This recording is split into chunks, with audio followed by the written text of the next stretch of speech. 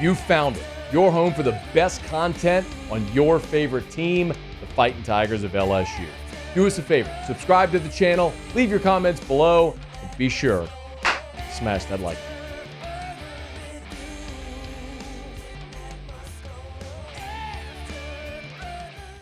Yo, it's game week. LSU, Southern Cal. This is a game that has been in the works for years. And now, after years of talking about this game in Vegas to open the 2024 football season, we are now just days away, 6 days away from LSU, Southern Cal in the desert. We'll be there. I'm fired up for it. Brian Kelly today met with reporters on Monday, as he will every Monday heretofore on game week, previewing his team's game that week. I should say next Monday is actually Labor Day, so Brian Kelly won't be meeting with reporters on Monday, so it'll be Tuesday next week. But after that, every Monday. The most newsworthy thing that Brian Kelly had to say was updating injuries. You might recall that a week ago, Kelly told us there were 4 key players that were battling some form of injury. Sage Ryan with a hamstring, Chris Hilton with a bone bruise, Miles Frazier with an ankle, and West Weeks with a foot. He had a foot. I don't know if you knew that, but West Weeks had a foot. West Weeks had a foot. Just one. Just a foot. Just That's one it. foot? He had a foot. Okay. Just had a foot. Here was BK with the injury update. You know, we have one guy that is questionable, and that's Chris Hilton. He has a bone bruise. He is working through that process. Probable would be Frazier, our offensive guard.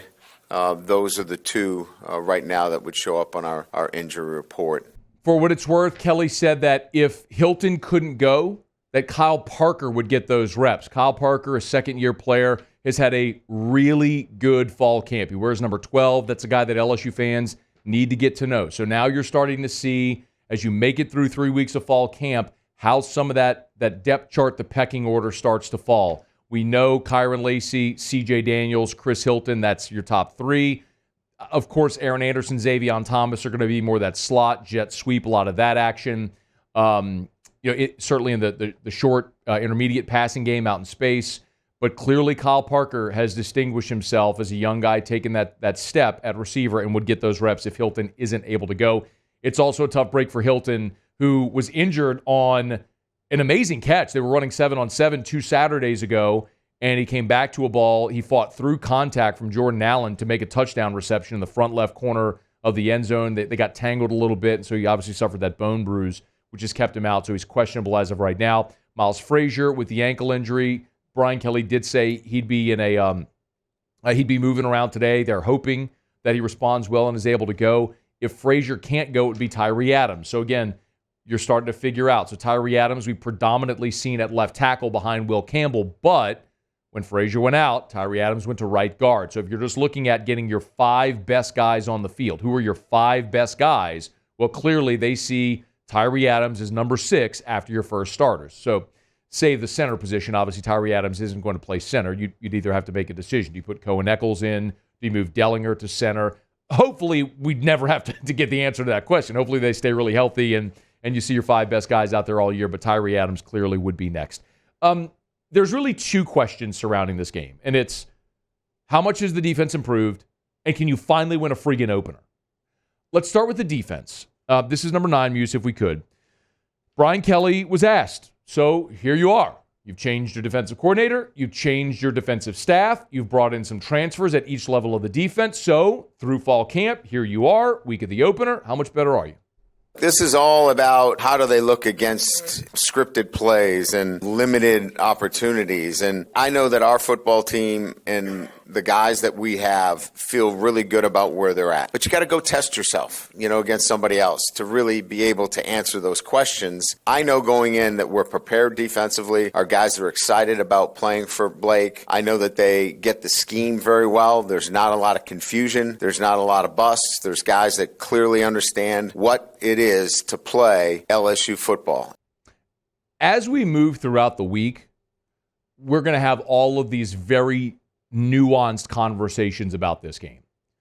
But one of the things that we will explore this week is the challenge of Lincoln Riley. Because there can be coexisting realities, right? 2 things aren't necessarily mutually exclusive. And they could be, LSU could be improved defensively And you could have a really, really tall task on Sunday because it's Lincoln Riley. I'll remind you, and I get they had Caleb Williams, but USC averaged 41 points a game last year. So, yes, it's a new quarterback. Yes, there's some new weapons offensively, but it is so fair to mention the guy calling the plays everywhere he's been as a coordinator, as Oklahoma's coordinator, head coach, now at SC, they move the ball, they score points. So even if LSU's improved, I don't know that we're going to see a tremendous amount of that manifest on Sunday night because Lincoln Riley's calling plays and USC's offense is really good and they're going to move the ball and score points. Can you get enough stops is really going to be the question. Make them earn it is kind of what I'm hoping for. Don't allow the 16-yard reception to become a 60-yard house call.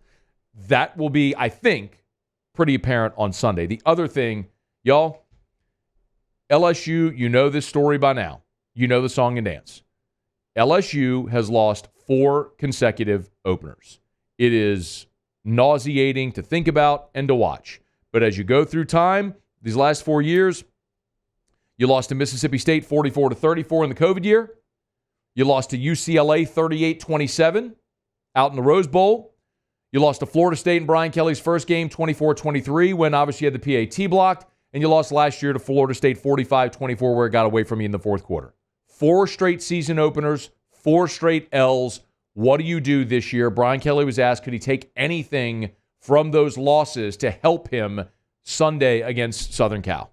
In one instance, those games that they played against Florida State, they're going to help them in this opener. You know, there's a lot of guys that have some of those battle scars from previous openers and understand what it takes to win an opener on both sides of the ball, whether it's Harold Perkins or whether it's Will Campbell. They both were here for that. Like I said, I think you take away experiences. Those guys are leaders for this team. They've been there, done that. That doesn't mean everybody has, but they certainly impact what we do on a day-to-day basis, and they're going to impact Sunday in terms of how we play.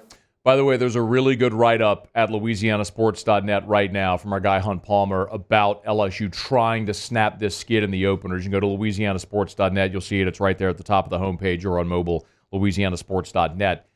Brian Kelly is right. If there is one pretty glaring difference defensively with SC's defense and LSU's defense, I get they're not going to be on the field at the same time, but both are facing very similar challenges. Replacing your defensive coordinator, replacing your defensive staff, trying to get back to respectability. The big difference is 10 of 11 of USC's projected starters are transfers. Almost every player on the 2 deep is a transfer at SC. So not only is it new defensive coordinator, new scheme, it's also new roster, by and large. Yes, LSU has added transfers. You've added JVR Suggs. You've added Gio Paez. You've added Jordan Gilbert. So you have transfers here. Jair Brown, who's going to play a lot for you in nickel. But there's also a lot of guys that have been here. I know Braden Swinson and Parrish Shand, guys like that are transfers. Jalen Lee are transfers. But they've been here.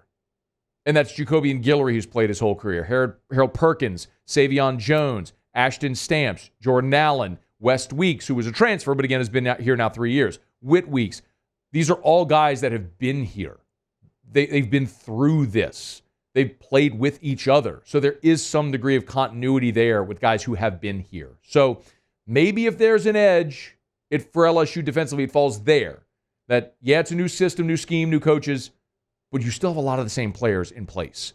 So whether that's a good thing or a bad thing from a defense that was atrocious a year ago, we'll find out on Sunday night. But Brian Kelly previewing the match. We're into game week. We're excited about it. We're wheels up to Vegas on Thursday. Excited for all of our content there as well. We hope you'll follow along. Hey, thanks so much for watching. Please leave your comments. I love to interact. And be sure to hit the red subscribe button below.